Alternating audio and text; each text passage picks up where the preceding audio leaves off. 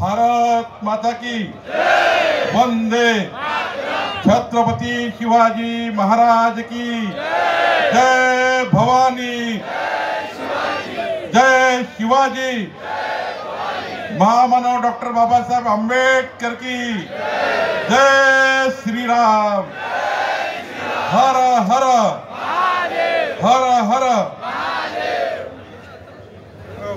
मला माहिती आहे तुम्हाला भाषण ऐकण्यात काही इंटरेस्ट नाही आहे, तुम्हाला शरीर सौष्ठव स्पर्धेमध्ये इंटरेस्ट आहे, त्यामुळं मी फक्त या ठिकाणी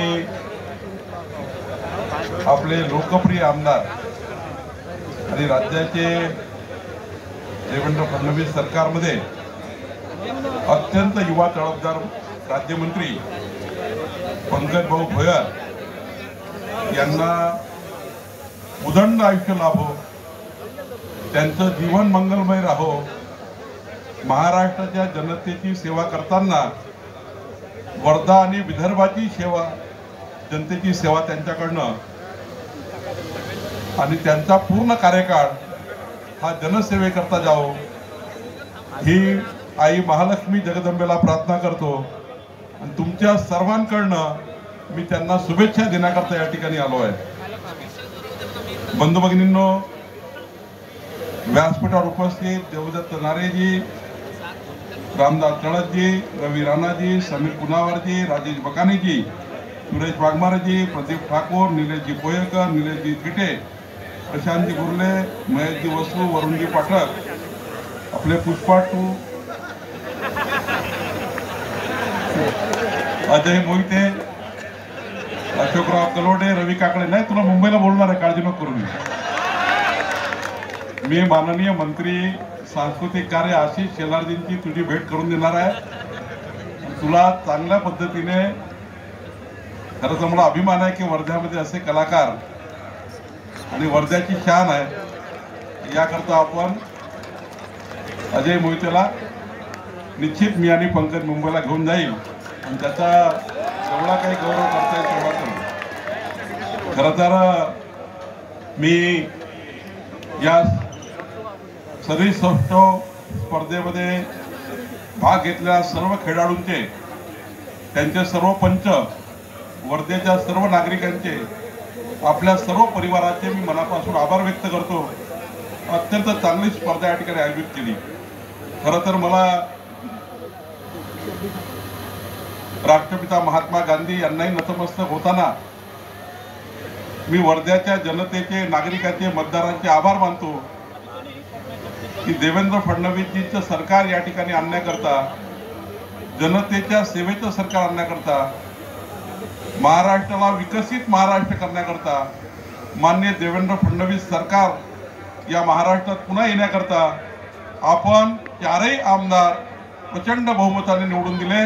त्याबद्दल पक्षाचा अध्यक्ष म्हणून मी आपल्या सर्वांचा आभार मानतो। मी तुमचा आभार मानण्याकरता या कार्यक्रमाला आलो आहे।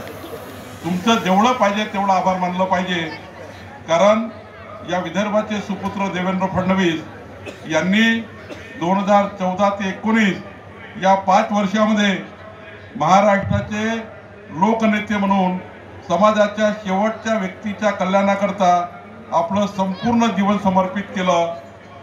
मग उपमुख्यमंत्री म्हणून आणि मग आता पुन्हा एकदा या महाराष्ट्राच्या 14 कोटी जनतेला विकसित करण्याकरता, समाजाच्या शेवटच्या व्यक्तीचं कल्याण करण्याकरता आणि मोदीजींच्या विकसित भारताच्या संकल्पाला या ठिकाणी पुढे नेण्याकरता माननीय देवेंद्र फडणवीस सरकार या महाराष्ट्रात आणण्याकरता तुम्ही जे साथ दिली आहे, खरं तर वर्ध्याच्या जनतेला मी सलाम करतो।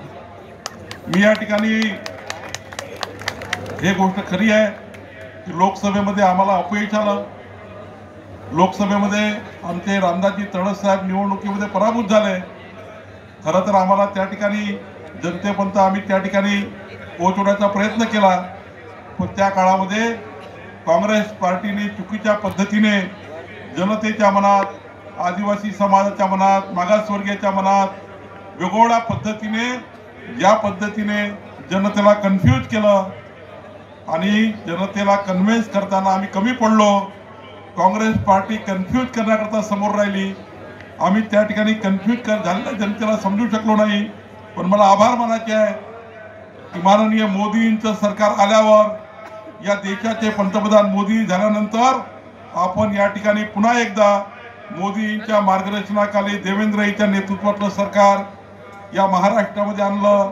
आणि मला अभिमान आहे की पंकज भोयर सारखा एक निष्ठावान इमानदार कार्यकर्ता या ठिकाणी या सरकारमध्ये मंत्री झाला।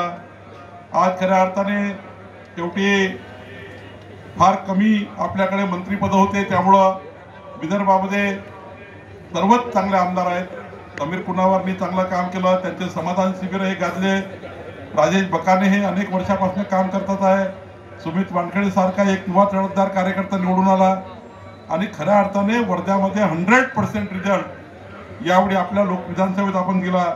आणि म्हणून या ठिकाणी मला या ठिकाणी एवढंच अभिमान आहे की वर्ध्याच्या जनतेची सेवा करणे आमची जबाबदारी आहे। आम्ही मतदान मागितलंय, मताचं दान हे जनतेने दिलंय, पण आम्ही आता हे मताचं कर्ज समजतो आणि इमानदारीनं 5 वर्ष वर्ध्याच्या सर्व समस्या सोडवून आपल्या मताचं कर्ज 5 वर्ष सोडून देण्याची जबाबदारी माननीय देवेंद्रजी आहेत, नितीनजी आहे, मी आहे, पंकज आहे, आपण सर्व लोक आहोत।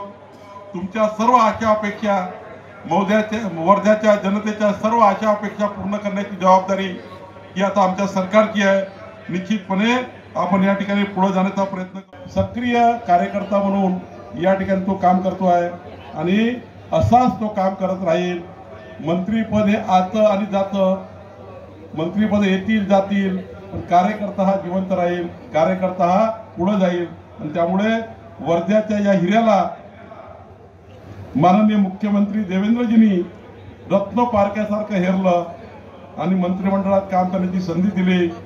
मी पंकजला त्याच्या राजकीय आयुष्याबद्दल शुभेच्छा देतो आणि पुढच्या काळामध्ये रामदासजी, माननीय राजेश बकारेजी, समीर कुणावारजी, आपण सर्वांनी या महाराष्ट्रामधले वर्धा जिल्हा हा विकसित जिल्हा म्हणून जे जे प्रश्न शिल्लक असतील, आणि मी देवेंद्रजी आम्ही दोघंही पाठीशी आहे, नितीनजी आहेत, मोदीजी आपल्या पाठीशी आहेत। आणि खऱ्या अर्थाने आज आपली जबाबदारी आहे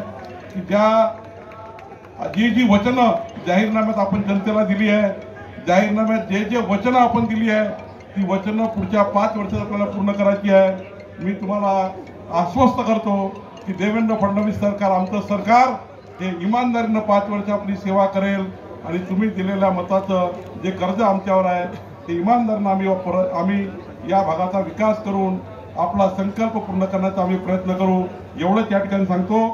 पुन्हा पंकजला प्रचंड उदंड आयुष्य लाभो आई महालक्ष्मीला प्रार्थना करतो। मला वाटतं तुम्ही सर्वांनी पंकजच्या पाठीशी उभं राहावं। आमचे सर्व आमदार समीर कुणावार असतील, राजेश बकाने असतील, आपलं सुमित वानखेडे असतील, या सर्वांच्या पाठीची ताकद उभी करावी। मोदींच्या विकसित भारताचा संकल्प पूर्ण करावा आणि माननीय देवेंद्रजींचा विकसित महाराष्ट्राच्या संकल्पाला आपण सर्वांनी साथ द्यावी, एवढीच विनंती करतो। देवदत्त नारायणचं खूप खूप अभिनंदन करतो आणि पुष्पा टोला मी नक्की मुंबईला घेऊन जाईल, एवढं टाकून सांगतो आणि माझे 2 शब्द संपवतो। धन्यवाद।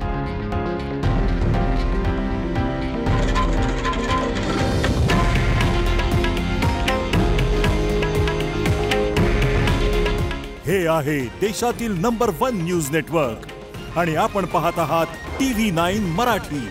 काळजी तुमची, हित महाराष्ट्राचं।